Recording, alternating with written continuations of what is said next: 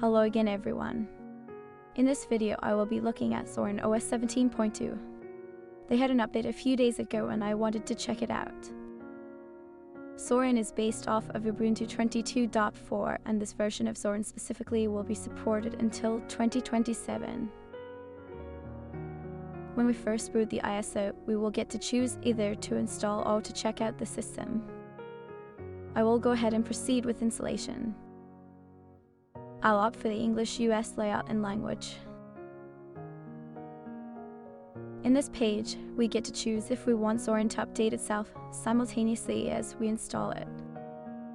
You can leave this on if you want to do that and have an internet connection to do so. The second check option is for third-party software for different drivers and codes. Unless you know you don't want them, you would be better off leaving it selected. This will make sure Zorin will install all the required drivers for your Wi-Fi card, which are usually proprietary blobs. Along with that, codecs for certain multimedia files are likewise included. The census though is a ping to the Zorin servers for basic information. I like that they make it opt-in instead of doing weird things like the Brave browser. After that, just choose Erase and install Zorin. This will let the installer handle all the intricacies with regards to the partitioning. Then you can proceed. You can fill up the following rudimentary data with respect to your user info.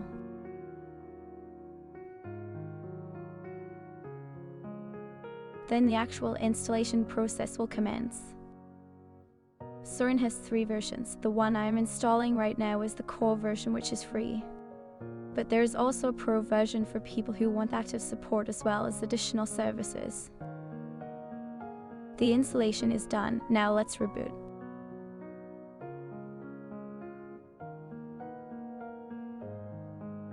This is Zorin OS 17.2. It's running a highly customized version of GNOME Shell. You can see how the layout leans towards a more traditional Windows 7-like arrangement, with the control applets and the date and time oriented towards the right, and the start menu and program icons to the left. Let's first check out the pre-installed applications to get a sense of what comes bundled in the core version. In accessories, we don't have much. We just have a clock, a file manager, text editor, and the weather. All of these applications are ones made by Zorin themselves. In graphics, we have an image viewer, LibreOffice Draw, and photos. In Internet, we find that Zorin ships with Firefox out of the box. They also include a remote desktop client as well. For Office, we have the calendar, contacts, and the entire LibreOffice suite. They also bundle a disk burning utility, a webcam app, and they also pre-install Rhythmbox as a music player, with their own videos app too. In the utilities, you get the usual set of applications that desktop environments will ship with. There is nothing really notable here. Moving on to the settings. We have network, Bluetooth, background, and notifications. In notifications, you can allow or deny certain apps from showing on the lock screen. We also have a ton of fine-grained control in choosing which program data shows up in the search. We also have some workspace and window behavior settings as well.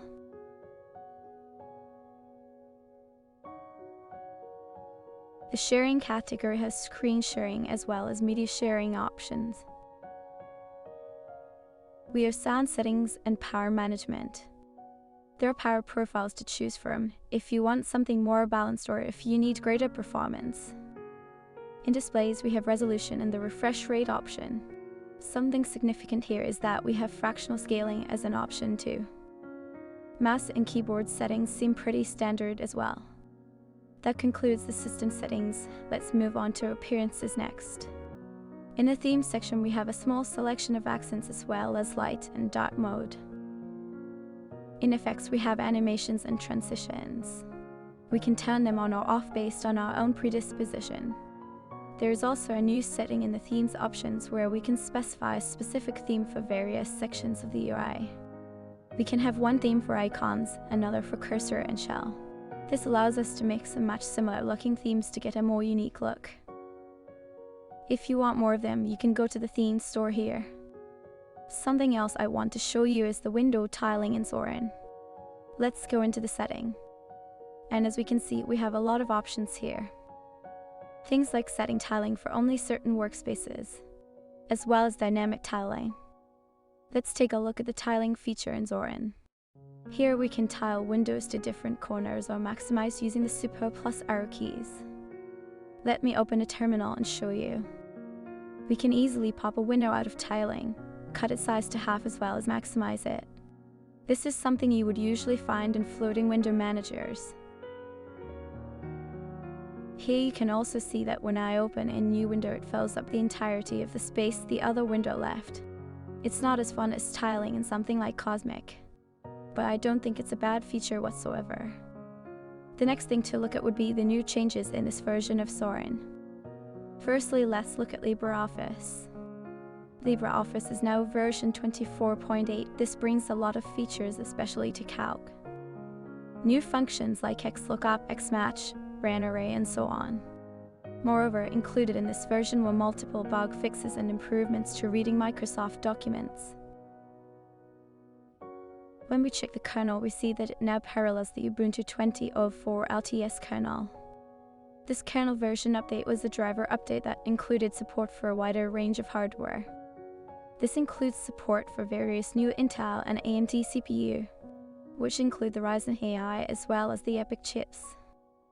Support for several Logitech peripherals were also added, along with several gamepads like the Nintendo Switch and Stadia controllers. A lot of the applications were updated as well. If we check Firefox, we can see that it is already in version 130. Something weird that I want to show you though is the software store and where it pulls its packages from. If I search for Zen, we can see that it is available, but it's using the Flatpak version. You might observe that it's pulling the program from FlatHub. If I search for and googled Chromium, you can see that it pulls this from FlatHub too. You could say that these packages are not that popular and that would be a viable argument. But if we search for Chromium, it's pulling that as a Flatpak too. This is really annoying since Debian has Chromium in its repositories. I am not really a fan of either Flatpaks or snaps, therefore I find this whole thing incredibly annoying and unnecessary. There is no way to change it in the settings either. Some popular applications like HDOP are still packaged by Zorin, but they offer a Flatpak version of that too. Some applications are listed twice though. For example, Blender has 2 listings in the store.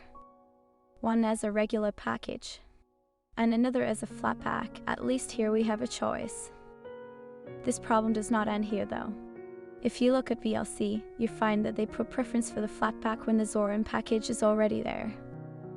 There is no benefit, be it privacy or security, by shipping applications in Flatpaks. Furthermore, these formats increase the size of the download and storage exponentially as all the dependencies have to be included. There are many issues with Flatpak sandboxes and there are better solutions available. Moving on to the last noteworthy feature of Zorin. It has a very streamlined way of running Windows executables. I downloaded an exe setup file for VLC. When I open it, I get 2 options. One is to open it with the Windows support and the other is to install it normally. If I click on install as normally, Zorin will download the dev package and install it. But if I go to the other option, Zorin prompts me to install the Windows App Support program. If I install it and open the exe file again, we get the Windows setup process. This is accomplished using the Wine compatibility layer.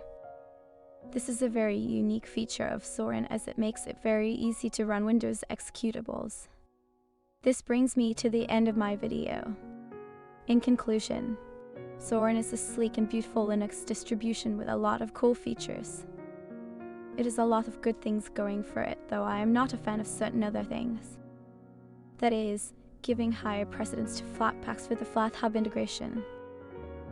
I would much rather use the smaller Debian packages and pull the required dependencies separately or let apt handle it. Anyway, this has been my video on Zorin OS. Thank you so much for watching. See you in the next one.